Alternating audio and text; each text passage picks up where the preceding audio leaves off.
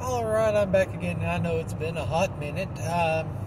Things have not necessarily gotten better at work, so I just haven't felt like fooling with the video. And no, I have not stuck my tongue in a socket. Wind's blowing a little bit, my hair's getting a little bit long, so deal with it. I saw an article in Fortune. It was on my Facebook page, and well, I know it's probably an older article. I think it's from January and it's April, but what the heck, I'm going to share it anyway. The CEO of Bank of America, and I don't remember his name. I am very bad with names anyway, and the only thing I remember is it started with a B, and it isn't like last name started with a B and it ain't like Bob or something simple. So, but he was saying how the problem with the labor shortages is that the reproductive rates are low.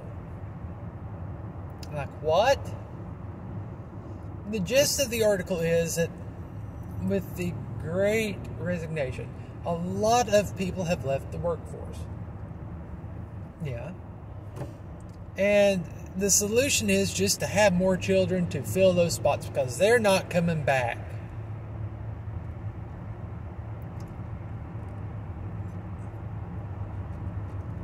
This reeks of burying your head in the sand and not paying attention to what's going on. The reason people are leaving the workforce, and I've looked at this, I'm in the job market myself, and so I've been looking at employer reviews, and it seems like the employers that are screaming about not being able to hire and keep employees are the ones that have crappy reviews. They talk about micromanagement, bad management, long hours, not enough pay, stressed income levels are not right, work-life balance is way out of whack. I am about to have an accident. A host of things that are wrong, people don't want to fool with. And I know people who have left the workforce. 2 people who walked in one day, said screw it, packed up their stuff, went home, sold their home, and are traveling the country in RVs. One trying to make a living as a RV life blogger. It wasn't because they felt valued. It wasn't because they enjoyed their work. There's one person I know for a fact I thought they'd have to run out because she actually enjoyed her work. She enjoyed being an accountant. But it became, well, the place was toxic anyway, because I used to work there. Trust me, it was toxic as all get out. But it got to where it was so miserable to come into work that everyone just left and couldn't keep employees because the place was toxic, work-life balance didn't exist, all this crap. So she just came in one day and said, screw it, I'm done.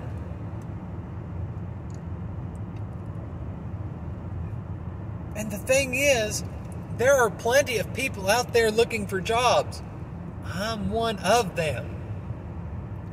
But the problem is, we're not wanting to work for enough that we can just afford to go to work, come home, go to the store, and nothing else. We want the American dream of being able to work, save money, have a place, roof over our heads that we own. That's what we want. We want actual benefits that cover, like insurance that actually is worth what you're paying for it. We want to feel valued. We don't want to feel stressed out. We don't want to walk in work every day wanting to know, will this be the day the entire department gets laid off? Will I get laid off? What's going to happen? I've worked at places like that where you didn't know if the CEO was just going to come in one day in a foul mood and lay off an entire department just because he woke up he stubbed his toe on his bed, and things like that has happened at previous employers, and even at my own employer, where I'm at now. People don't like that. We're sick of it. We're sick of the micromanagement. We're sick of lack of flexibility. We're sick of a whole host of things. That's why people are leaving the job market. And, if you were to change your culture, improve your the work culture, the environment, your employee retention will go up. Like that previous employer where the CEO would stump his toe and lay off an entire department, and I said it was toxic. The CEO in new hire orientation, or the CEO's son, who was head of human resources, bragged about a 64% turnover rate the first 6 months and said he was proud of that number. Things like that are not things that employees are willing to tolerate any longer. That's why there's a labor shortage. It's not because of a lack of people to do the job. It's that the number of people willing to do the job for what your company offers is that low.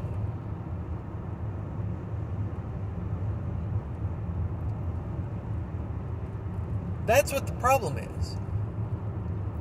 So don't go around telling people to have more kids so you can fill our crummy jobs. No. Stop trying to pass the buck. The problem is, people have, especially while working from home, people got a hint of what it's like to be free. Say it like that. A certain amount of freedom. That's why a lot of people don't want to go back to work. Go back to work in an office. And I've heard that from a lot of people in a lot of different industries. So don't go around looking for other things. Look at yourself. And the fact that this CEO was like, that's not the problem. Oh no, we just need more people to fill the jobs. No, that as a someone personally who is in the job market looking for jobs, when I see a CEO of a company, come out and say something like that, do you know what that tells me, the job hunter? Stay far, far, far away from that employer.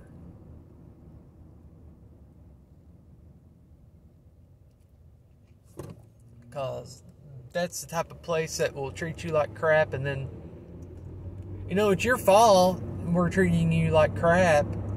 It's your fault. Stockholm Syndrome, or whatever you want to call it. No. Stay away from that. Demand more. That's my thoughts on the matter. Let me know what you think. I'll have a link down below, and I may even try and slip the thumbnail of what he said in the video when I upload it. It's easier on BitChute than it is on YouTube, but oh well. Because on YouTube I actually have to remember to go back and do it after I upload it, because I'm working from a smartphone. Anyway, later.